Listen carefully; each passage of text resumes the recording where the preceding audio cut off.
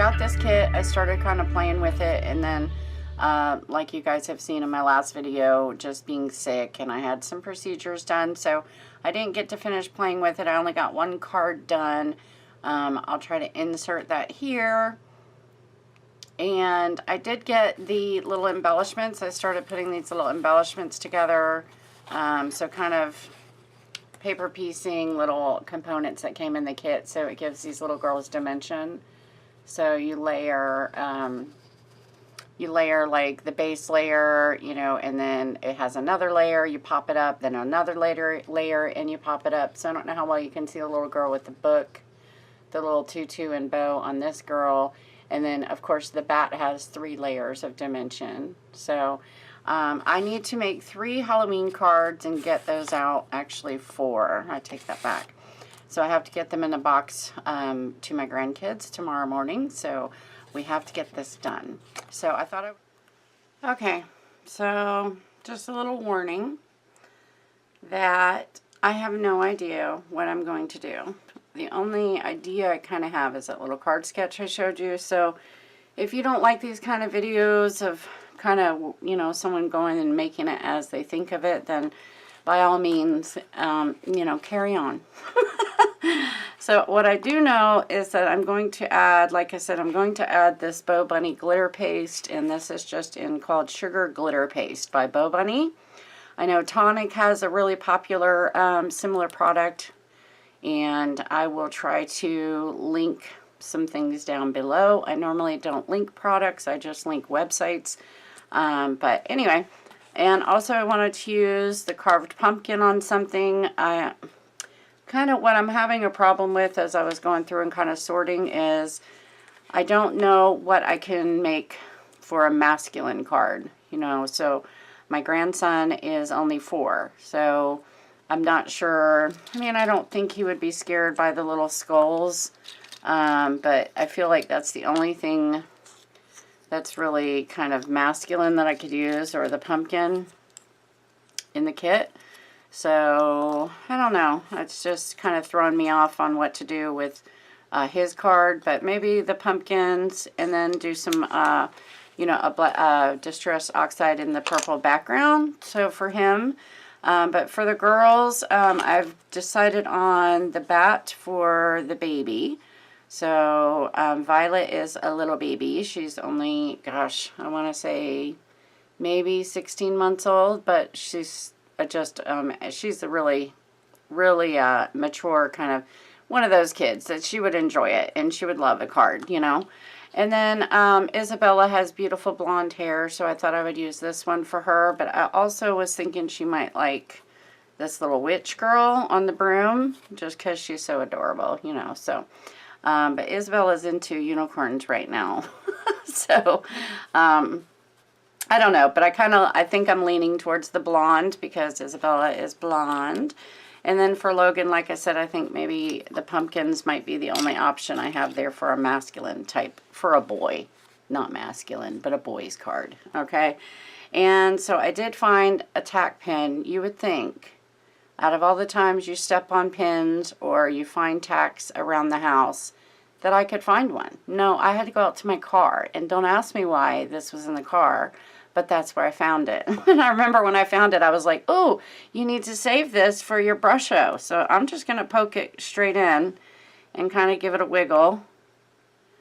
And we're going to get started with making some backgrounds. So I'm not sure how well you can see what I'm doing.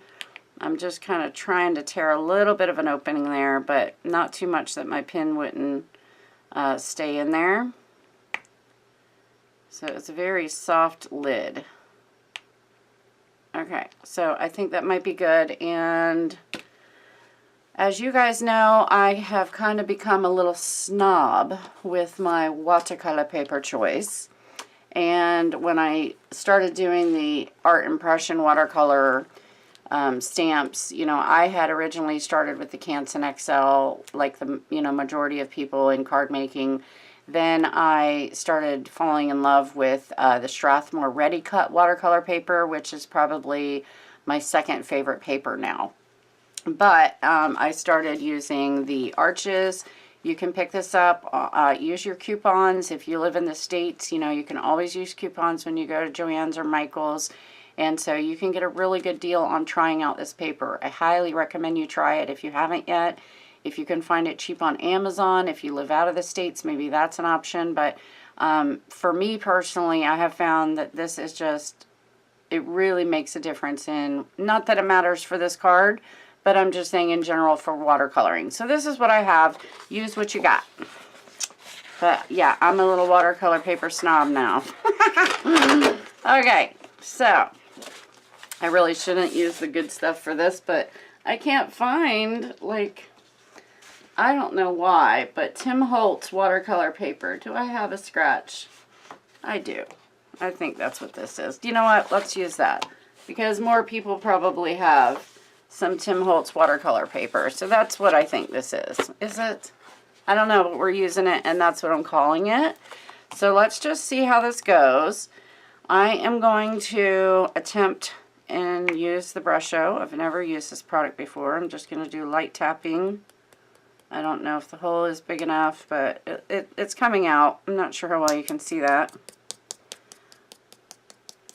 But I'm just doing a little tiny granules, and I think I'm on, if there's such a thing as a flat side of the card, that's where I'm at. Maybe I should put something underneath this.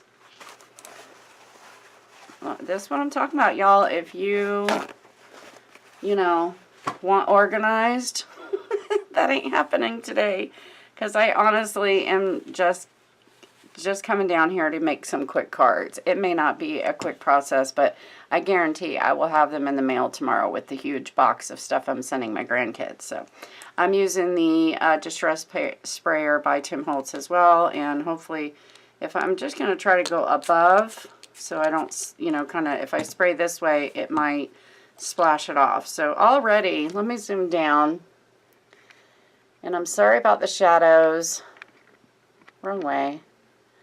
Sorry about the shadows, guys, but, you know, I ain't got all them 30 light bulbs like a certain young lady who just did a live video this morning. I got 4 above my head. I got 1 OT light, but for some reason, it ain't even plugged in. But I have 1 OT light on my desk, but I only have 2, what would you call these? They're like the long lights that have the tubes in them. And I do have the natural lighting tubes, so there's 2 bulbs in each one, but I have them kind of parallel this way on the sides of the camera, on this way. So I have 1 on this side above me and 1 on this side above me. So I got pretty good lighting when I do that, but if my arm comes in, I get lighting. I mean, I get shadows, you know, so pardon that. But okay, back to the card, or the background. So I'm just going to slowly do this, and wow, this isn't black. This is orange, blue. I'm seeing orange and blues. And I'm just going to keep sprinkling. Wow, that is so pretty. In fact, it reminds me of kind of like how the speckled look, kind of like that. That is really pretty. And then just letting the water move the colors. Now I'm going to get a little bit more saturation there. And then if you, with Tim Holtz thing, if you barely press the trigger, you get bigger hunks of water coming out. Oh, look at that. Ooh. I'm afraid to move it, but let's move it around a little, see what happens. Yeah, that's why I don't like his paper. It absorbs immediately. You can't do anything. It's not moving at all. But it's still pretty. That's really beautiful. I'm thinking we might need a little bit more up in these areas, because I don't know what, let's see what this does when you drop it onto already damp cardstock. Let's see.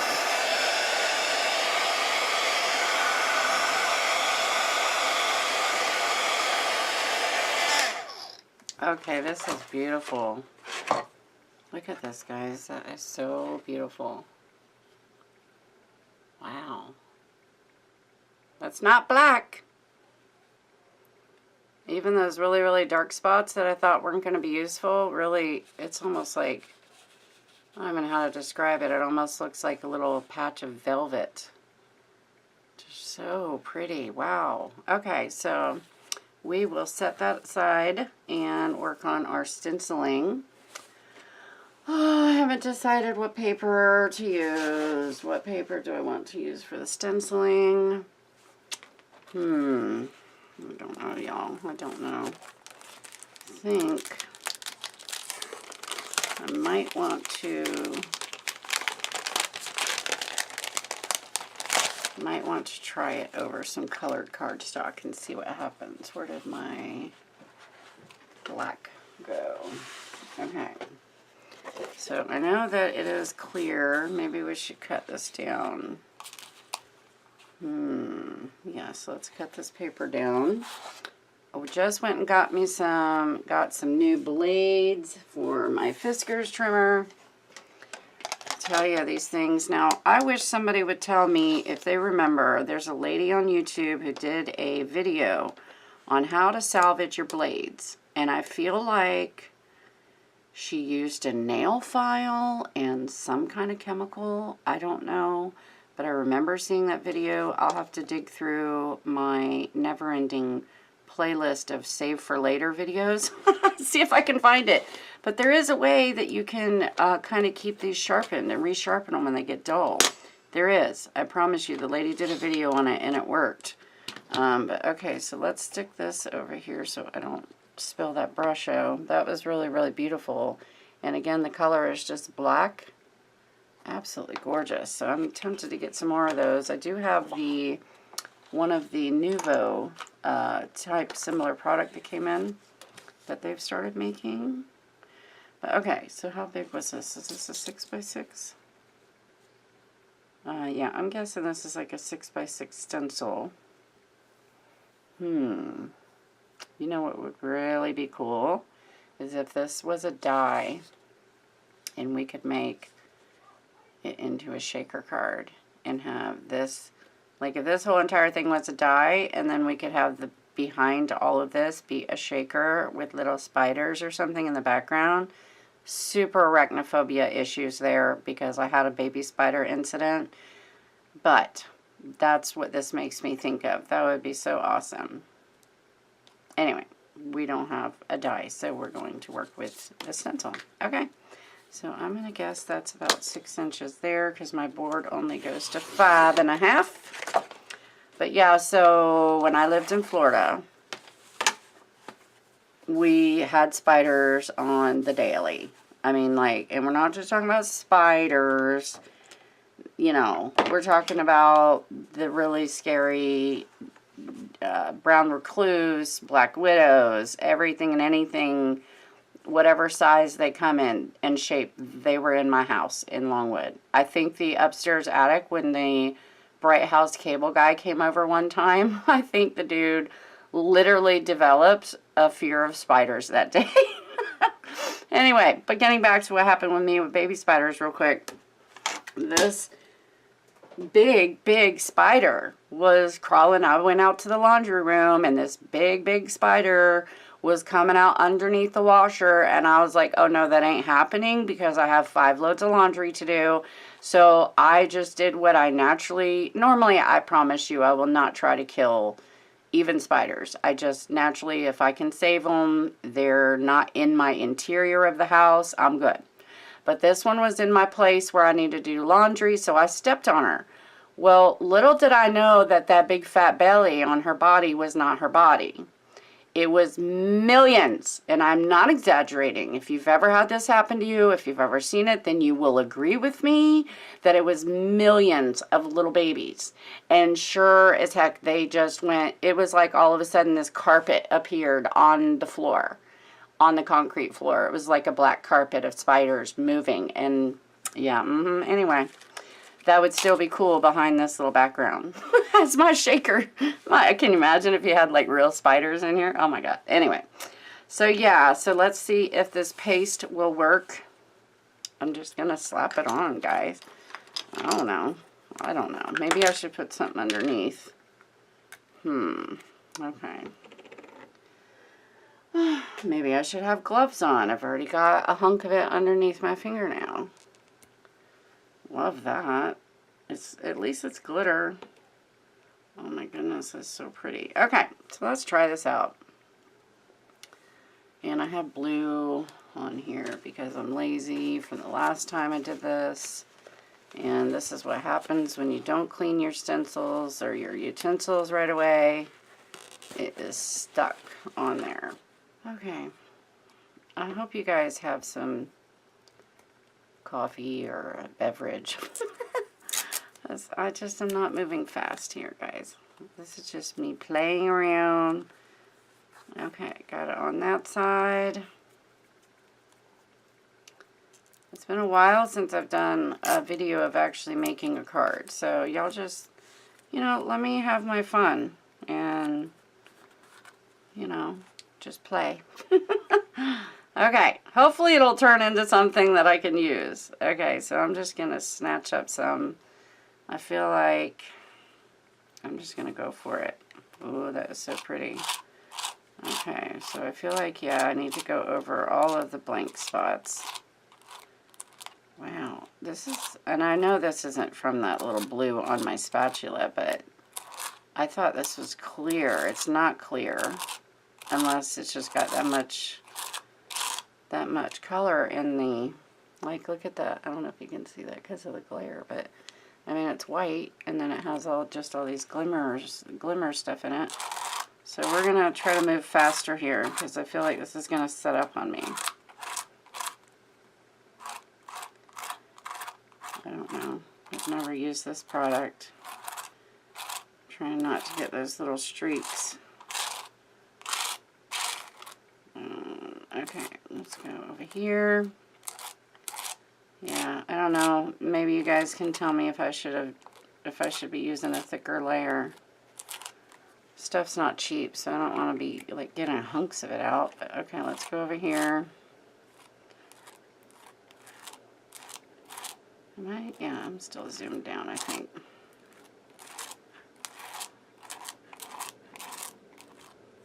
Okay. One more.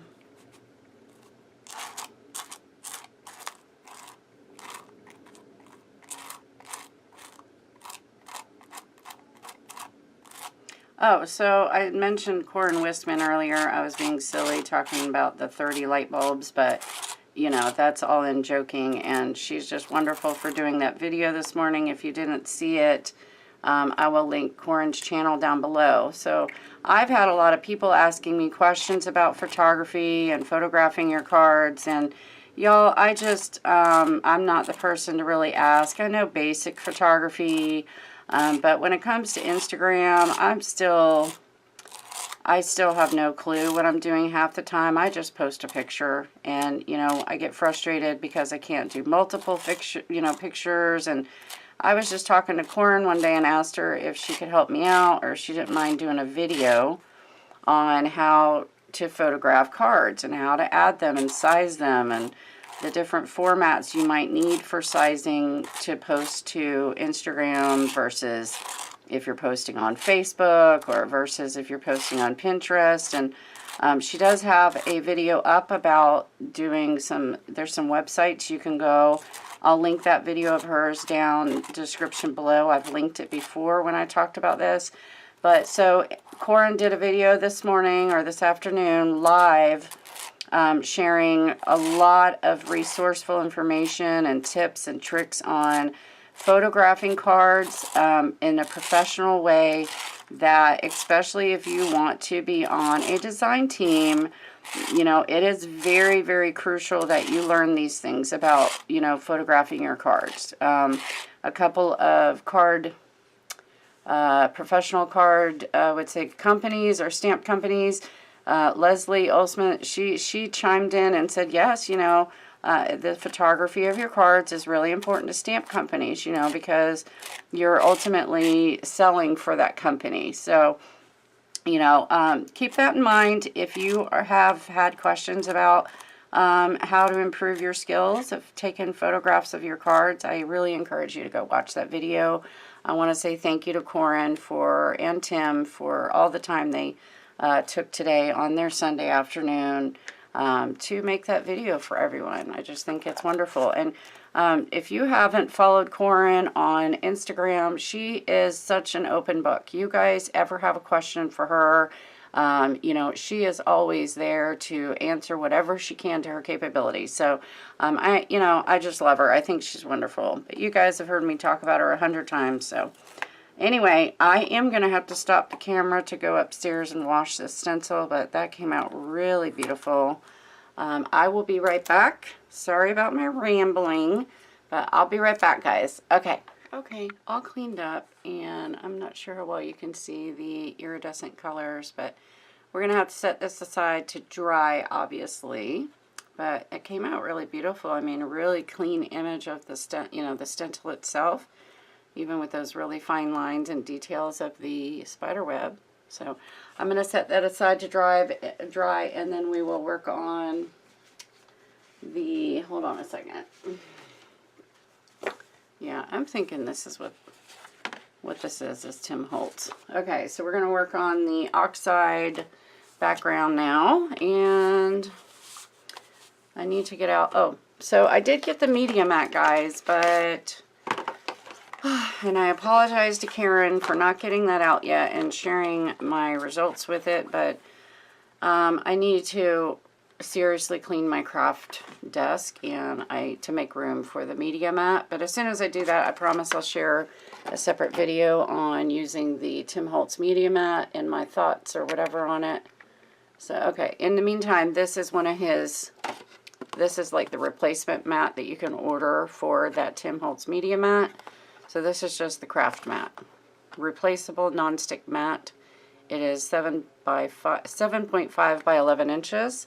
And it, as you saw, I can stick it anywhere, and it has, I love it so much more than the brown, cat hair, okay. I love it so much more than the brown craft mat by Ranger, because it literally is like a non-stick. It just sticks down and stays place. You don't have to worry about it shifting, you know. So, okay, so I'm thinking I want to start with the base layer of this orange. I want it to be the majority of my color on the background. Now, do I want to do the orientation this way? Because we're going to use the little pumpkins.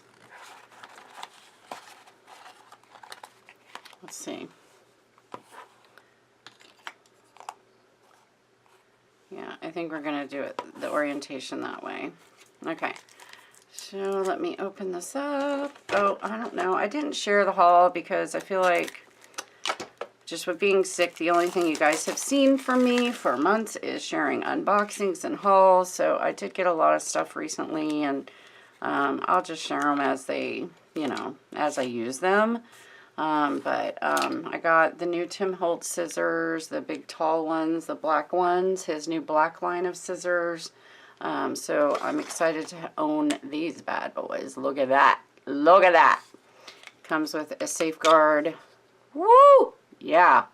Michael Myers trying to show up at my house on Halloween, and I've got something for him. Yeah. I haven't seen that new movie. I don't know if I will, but anyway, just funny. Makes me think, scissors like this are definitely make me think of horror films. Okay. So let's see. Do we want to do a blending brush? Yeah, let's do that. Do I have one? Let me see if I can find. You'll have to let me know what because this one's new. I don't know if I have a foam for it. You'll have to let me know what you guys do for your foam and storage. On most of mine, if I could even just show you and turn this camera over here. Oh no, oh no. Hold up. Oh no. Somebody went flying. Where's the lid? Oh, there it is. Okay. That was my walnut stain. That's a new one too. But okay, so most of my Distress inks and my Oxides, when I got them, I was doing like everybody else did and putting Velcro on the back and then putting the foam there so I knew where the foam was. But the problem with that is, for one, if you have a slide-in storage, like I have, most of my main inks are up there in a ink storage unit. You can't really do that, or what I'm having problems now in my drawer, because my drawer is a wood, is that I have all these beautiful little circles of ink all over the bottom of this drawer. So I don't know if you decide to do that and put them on the bottom of your ink pad like that, just remember to line your shelf or wherever you're going to put them. So, oh look, I have sparse marmalade. I didn't even know I had that. Okay, but I still haven't found a sponge. Hold on. Yes, we do. Here we go. All right, so we're going to use that for both colors. All right, and then maybe Walnut Stain wanted to come out. I think he wanted to be played with, so that's why he jumped out of my drawer. But okay, I'm going to use this one for both colors. And I feel like I'll just start with the carved pumpkin. Okay, guys, I'll probably edit all that nonsense out. Okay, so I am just going to start putting some color in here. Starting in the center. Not really worried about any darker lines or what. I just want a base layer of kind of some orange of this color. Oh look, it's kind of in the shape of a pumpkin. Oh goodness. Okay.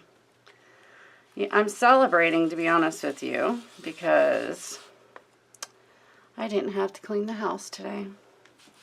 And I'll just say that out loud, because sometimes that is the bane of my existence, is doing dishes and laundry. But hubby did not come home, and today's our anniversary, wedding anniversary too. But he did not come home from work, so I don't have to clean. He ain't going to come home, then I ain't cleaning. That's just the way it is. Alright, so I'm going to do this. I got the base layer down. And I'm going to give it a little spritz and then kind of dry it, you know. How the oxide works. It kind of really gives you these beautiful little layering capabilities. Brightens up the colors. That's probably way too much. But I'm going to just do that. Kind of squish a little bit there. And see how that turns kind of powder or chalky. Now I got some of that brush show over here in the corner. But that's okay. Well, that might be interesting to see what the brush show does over top of something like this with oxides. Okay, so I'm going to just give that a tiny zap. I didn't really get any of that to disrupt there. Let me see if I can break this up a little.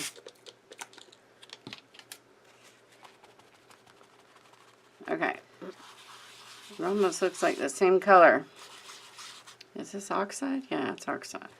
This is spice marmalade. Yeah, look, that almost looks like identical. It's a little bit deeper.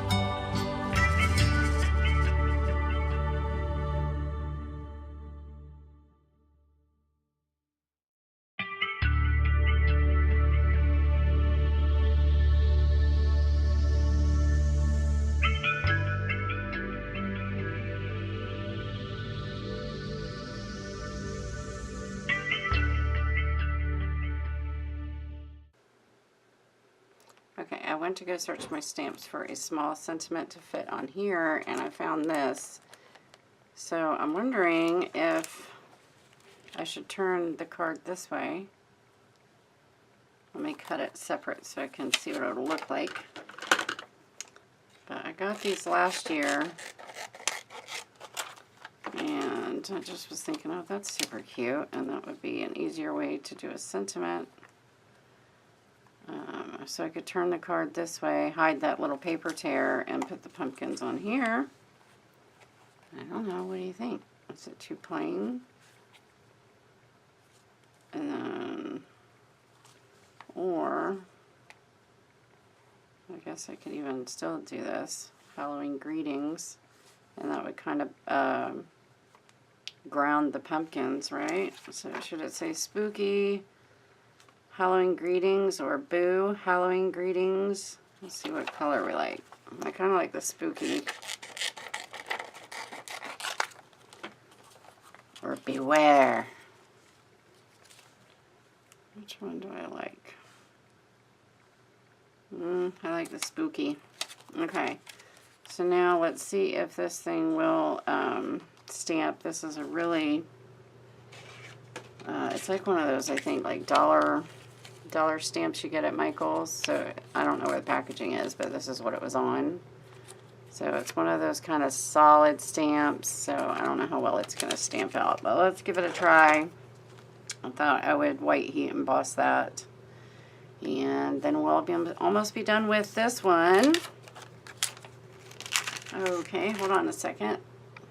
Okay, sorry, I had a phone call and I forgot to turn my camera back on while I was putting the thing on the card. So I did decide to do it a side folding card.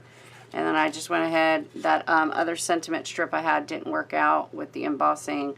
So I just replaced it with some of the black ribbon in the kit. I did adhere this spooky sentiment on there. It covers up that paper tear I had. And then I'm just going to adhere the little pumpkins, and I think that'll be good for the card for Logan, my grandson. So I'm thinking with the wood veneers, I want to use the multi-matte medium probably to adhere these. I would grab my glue gun, but I don't like glue guns. I'm just going to be straight up. I don't like them. So let me see where I can find my matte medium. I just had it out so I could switch the top. And then that card will be done. Okay, sorry, I did wind up using the glue gun. Let me unplug it and then I can turn that light back on.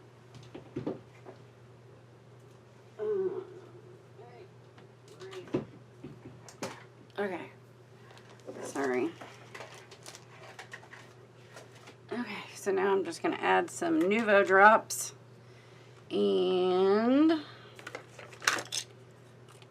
I got this little baby one of orange. I think it's so cute. I haven't tried it yet, though.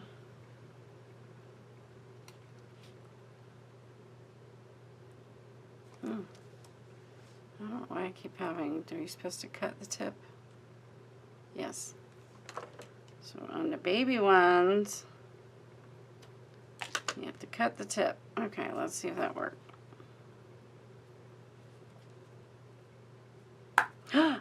Oh my goodness, thank goodness it did. I did that over a sample card. Oh my goodness. All right. I'm not sure why I have difficulties lately with these things. Okay, let's see what's happening.